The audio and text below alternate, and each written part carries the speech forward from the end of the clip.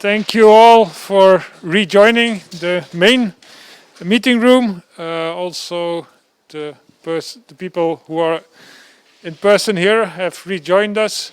So I think we can go ahead with the summary of the first breakout group. And I see the presenter is ready. I'm not sure if people at home see the slides already. Okay, thank you. The floor is yours. Going to present some slides on our thoughts. First, rapid overview of the situation in France, where it's quite a low coverage of vaccine, and there is a transition actually from the pap smears to the HPV testing. Some of people were quite surprised by the decrease of survival for patients with cervical cancer. Now, for vaccine, one of the questions that was raised in our group was reimbursement, and is it a barrier? Because reimbursement rate is 65%. Sure, there is some private insurance, so basically a lot of people have more than that as part of the reimbursement. But clearly, because there is no volume, there is no negotiation possible with the pharma. And one of the solutions could be a school-based vaccination, because it means volume, and maybe it could ease the access to vaccination or the coverage, because parents could have to opt out and not opt in, and there could be a group motivation.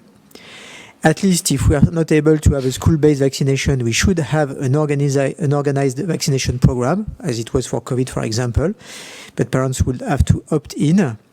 And even if there is no vaccination program organization, a full reimbursement would be a good signal that this vaccination is important. So, as part of a consensus, it could be a really good message. Now, I heard that if there was negotiation, the price would be 20%. So 20%, it's an enormous savings. So maybe we have to go for it, for sure. Some thought, we have to be aware of the risk of media crisis, but we already have it, as presented by Didier yesterday. Now there is a good opportunity, because COVID-19, there is more confidence in vaccines, and maybe HPV vaccine could surf on the wave, as it is planned in Japan, for example. But there are many questions that are raised, and the first one is that we have to improve the information for GP. It's very important because they have a lot of questions, especially about boys vaccination, and they have to know what are the benefits and the risk for boys, especially for catch-up. Clearly, gender neutral is a real advantage to propose vaccines. Individual and population benefit should be explained, and that there is benefits not only for cervical cancer, but head and neck or anal cancer, for example. Now for InfoVac, which is a really good media between the specialists that we are and the GP, maybe there could be some standardized questions and answers. It will save you a lot of time, probably. And maybe a European perspective, even if there is differences between countries, but they could be addressed. Now, another point has been addressed is that basically there is more and more implication on pharmacists for vaccination. It could be a part of better practice, in fact, and is a new actor. And there could be also new actors, and especially midwives. They have the authorization to do vaccination, and they could provide catch-up vaccination, especially where they are involved in a contraception, for example. The second part was about screening. Clearly, primary HPV has been adopted with good quality insurance, but there is also double testing. Didier reminded that it was 20 years of a hard fight, but we are in the good direction. It is not the double testing. It's not efficient if it's not charged. In my opinion, as we have thermic engine and we have electric engines, and we still have car with hybrid motors, hybrid engines, and it is a transition. So we can be sure that in the next few years there will be only HPV testing. Now, one of the big difficulties is the RGPD, because we have to report that data can be shared, and basically with this obligation data are less shared. So this is really a problem, and we have to inform and to make discussion with health authorities to say we have to change the system to RGPD. GPRD?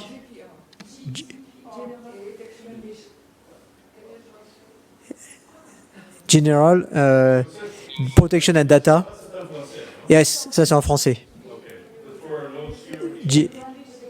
General Protection Data. I'm not in the field. I don't understand RGPD. RGPD, it's the protection of data for individuals. Okay, so it is a European law. So this is in French, and in English it should be GRPD, RDP, GDPR, GRPD. Okay, GRPD. All right. So we have to report to the authorities that it is a problem, and we have to find other solution to ease the process. One point was made about screening and self-sampling. Clearly, it appears to be an opportunity to increase coverage, but that might be a problem if positive, because of the demography. We have less gynecologists, and there could be a problem to have access to gynecologists to perform pap smears. Maybe we have to include GP midwives in the process, and meaning that post self-sampling have to be organized.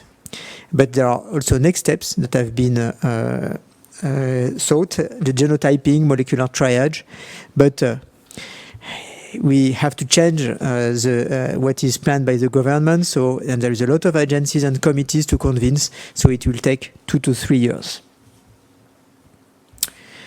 Now, for the screening, we have to take into account that there will be an impact of the vaccinated cohort, and we have to be sure that the discussion is made by the same deciders for the vaccine and screening.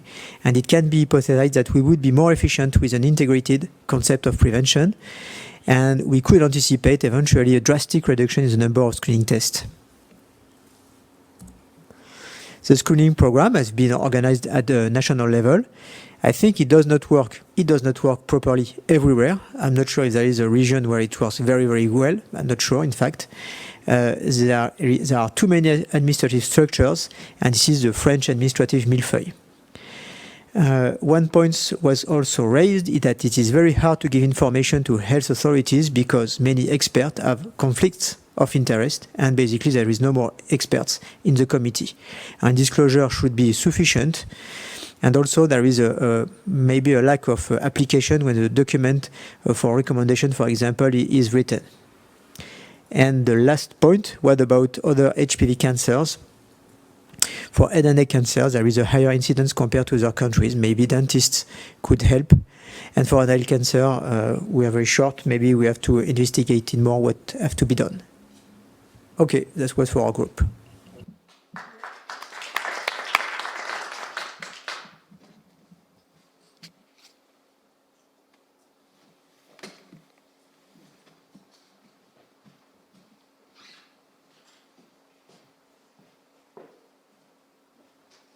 Okay, so regarding vaccination, and I think I will just summarize our discussions, and I think they do complement with the previous presenter. So coverage is slowly improving.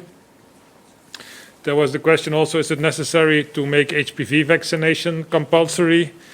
There was a discussion on that it might not be really necessary. I think it was a kind of tool that was done for the vaccination under the age of 2, but I think building consensus, bringing everybody around the table was also very important, and also the fact that the public health authorities got a pulse on what was happening, and also they did check how compulsory vaccination would impact the situation.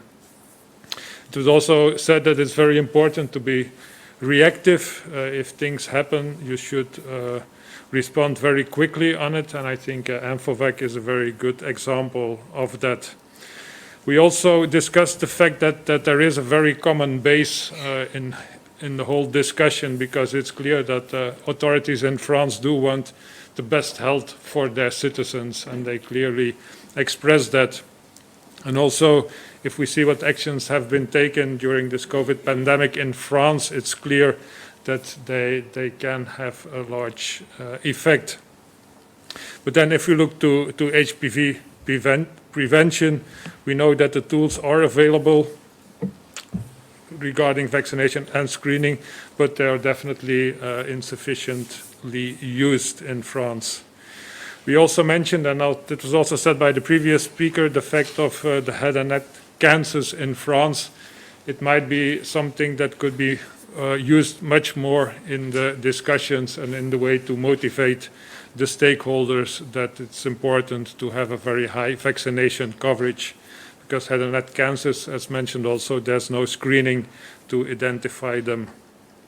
It was also mentioned that the public trust in healthcare professionals is much higher in France than the trust in the authority.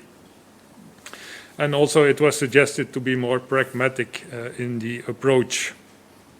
I will ask my group to complement later on. Regarding the screening, so the issues of installing population-based screening. So somebody mentioned that based on all the discussions and presentations, that there seems to be a kind of misunderstanding of what is an organized screening.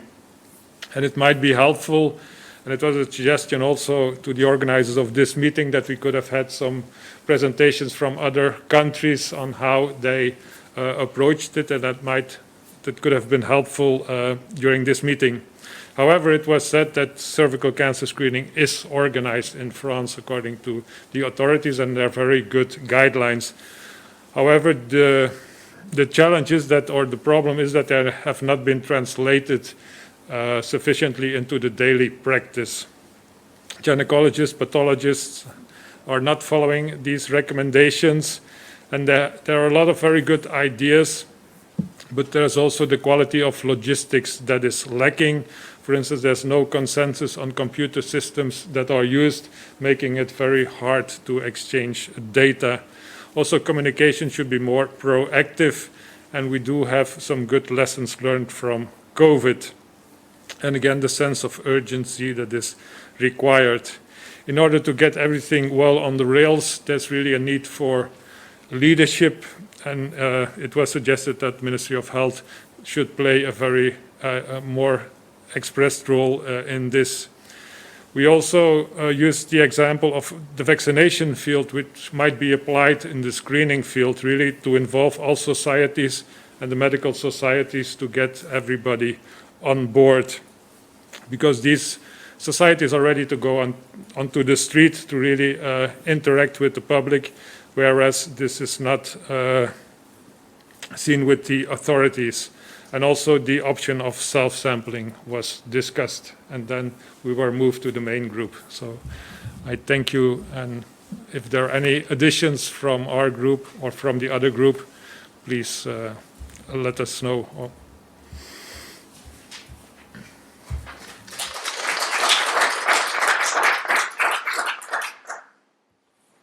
So I don't know if there are any responses, reactions on this or on the previous presentation. I wonder, Alex, if you can comment on how will this document or the result of this meeting be communicated to the French society? Are you anticipating a press conference, a press release, asking for interviews of the Ministry of Health? How are we going to communicate what we are now discussing? So what we will do is Mark will present then after lunch his concluding slides. These will not be final, so people will be able to comment on that. If everybody who wants to comment on them has done that, we can put them on the website, and then we can further elaborate that. I think it's our colleagues in France who can decide if a press conference is needed, if it's useful, if it's helpful, because we don't want to have the adverse effect neither. So I think I think Didier wants to comment on that. Yeah, Xavier, what I can do is I am a member of the bureau of the Collège des gynécologues et obstétriciens français.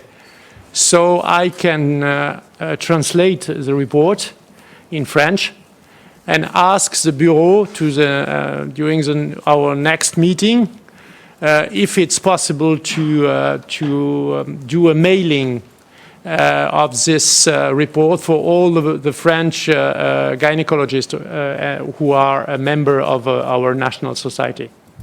So that's possible. Okay. Yeah, and I think that's a lesson that I personally have learned. It's really and the example that we saw with the mandatory vaccination for the under 2 of age, that you really have to bring everybody together. And you referred even this morning also to the document with 50 actors really putting themselves behind that proposal. And we were discussing, and I think there's an opportunity, because at the level of screening and vaccination, everybody should be on the same page, and it's prevention of HPV. So, and I think that might be an opportunity to combine both and have a statement from all those societies on both issues. Yes, I think it's very important that this is articulated, because even if this is let's say, a foreign body giving opinions on the situation in France, I think that it is also an opportunity to revitalize the discussion and integrate the vaccinologists with the screenologists. Okay, any other remarks or comments? Thank you very much.